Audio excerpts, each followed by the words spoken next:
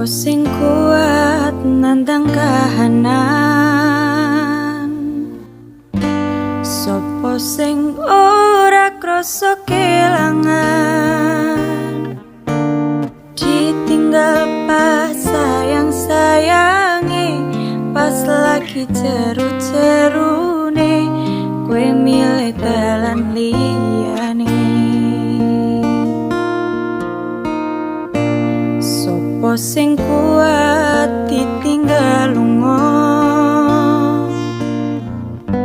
sopo sing atine ora loro, kenangan sing wis tak lakoni tak simpen ning jero ati, dhewe wis tak dadi siji.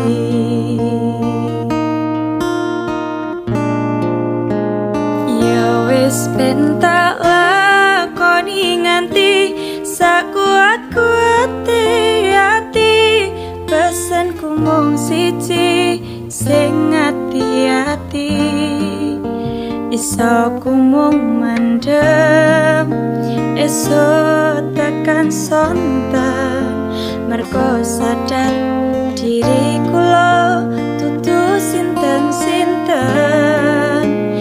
Ya wis ben mung tak pendem rasa sing ana ing jero dada, tetep tak dongakno muga urip mulya, iso ku mung nyuwun muga ora keton cekap semanten matur.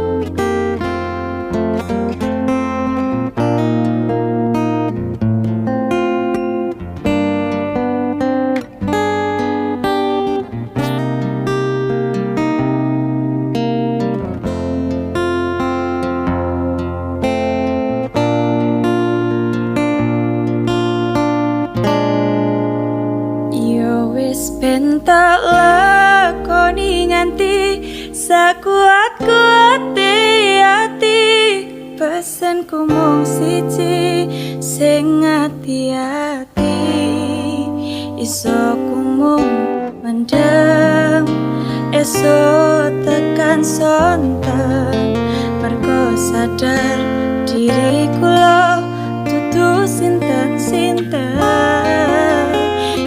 Wis ben mung tak pendem rasa sing ana ing jero dada, tetep tak dongakno muga urip mulya, iso ku mung nyuwun muga ora keton cekap semanten matur.